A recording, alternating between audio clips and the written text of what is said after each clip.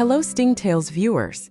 Today we are going to listen to and reflect on an inspiring story titled, The Adulterous Woman Mercy Overcomes Conviction. This is the story of a woman caught in adultery, when the people wanted to condemn and stone her.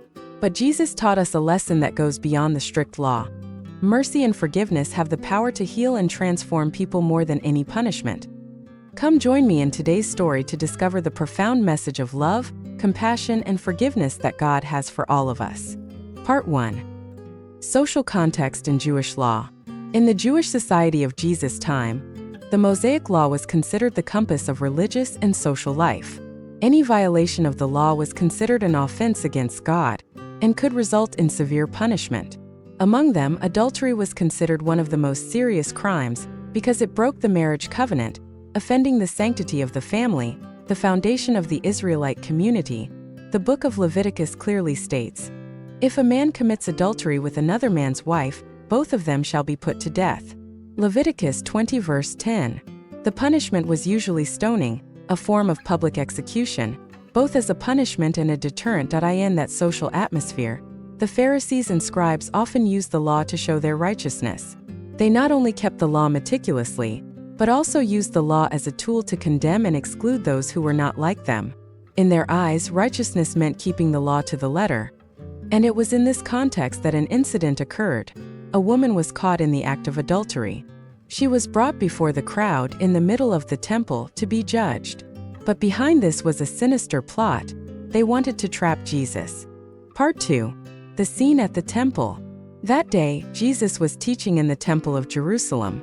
He sat down, surrounded by a crowd listening. He spoke of the kingdom of heaven, of God's love, of his immense mercy. He did not preach like the scribes, but spoke with authority from the heart. His words touched people's hearts, opening up hope to the poor, joy to the despairing. In the midst of that sacred atmosphere, a sudden disturbance occurred. From afar, a group of noisy people came. The sound of hurried footsteps, the murmuring of the crowd spread. The scribes and Pharisees appeared, dragging a woman with them. She was pushed forward, her hair disheveled, her face dazed, her eyes filled with tears. Her disheveled clothes betrayed the chaos she had just experienced. With no chance to escape and no dignity left to be preserved, she was placed in the midst of many contemptuous eyes. They brought her right in front of Jesus and the crowd listening to him. The atmosphere, which had been calm, became tense and heavy. Part 3. The woman dragged out. That woman, no one knew her name. The gospel does not record her name, perhaps so that she would become the image of all sinners. She trembled, bowed her head, because she knew her fate had been decided.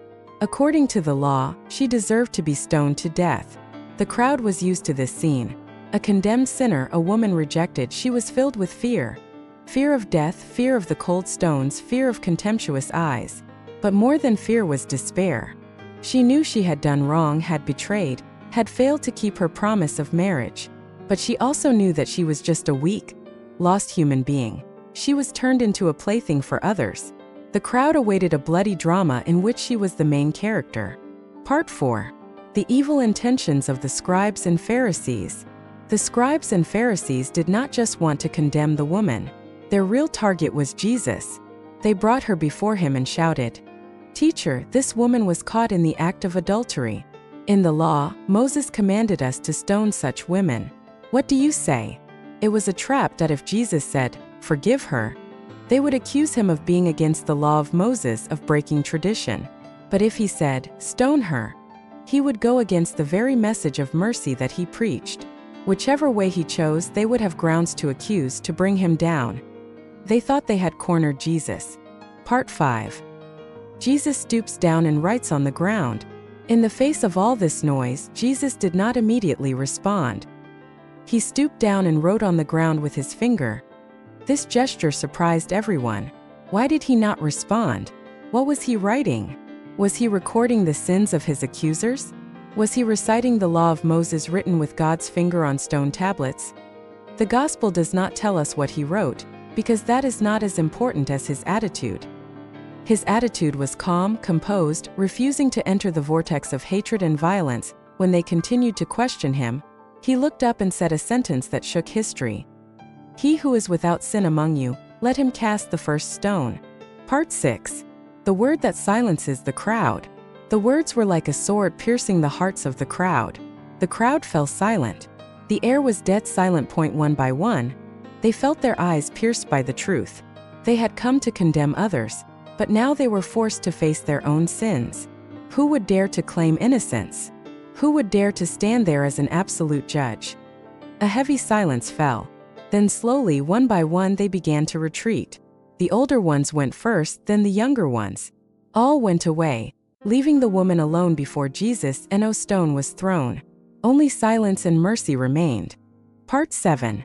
A private conversation between Jesus and the woman.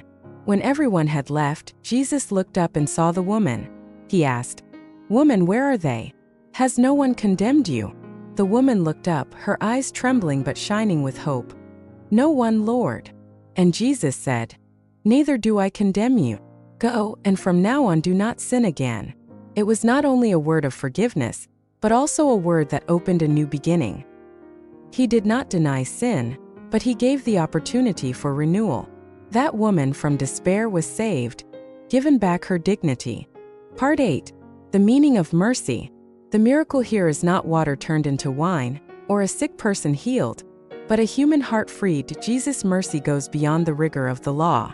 He does not abolish the law, but brings it to its fullness.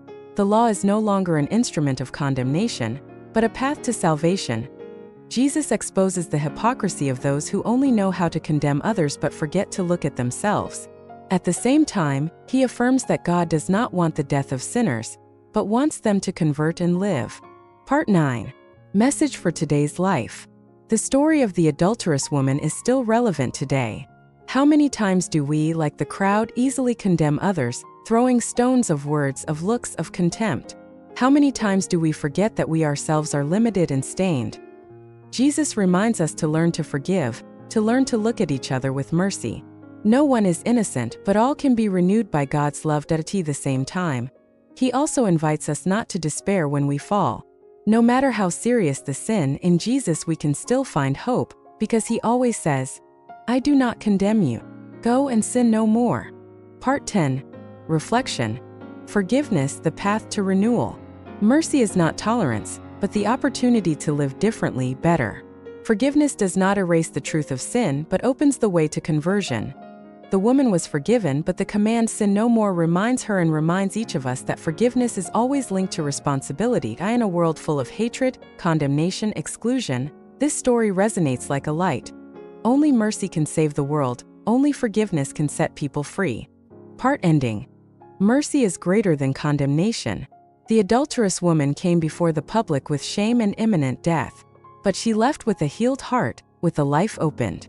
She encountered not only forgiveness, but the very love of God incarnate in Jesus. Jesus' immortal words, "He who is without sin among you, let him cast the first stone," still resonate today, reminding humanity, be humble, look at yourself before judging others. And his words to the woman, "Neither do I condemn you. Go and sin no more." Become a source of hope for every sinner, for all of us. The message is clear. Mercy and forgiveness are superior to strict laws. God did not come to condemn, but to save. Thank you for joining us on Sting Tales today. Through the story, the adulterous woman, mercy overcomes conviction.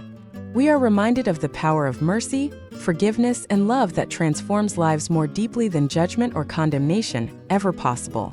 May this message inspire us to look within, to live with humility, and to extend compassion to those around us. See you again in our next story on Sting Tales, where every tale brings timeless wisdom to life.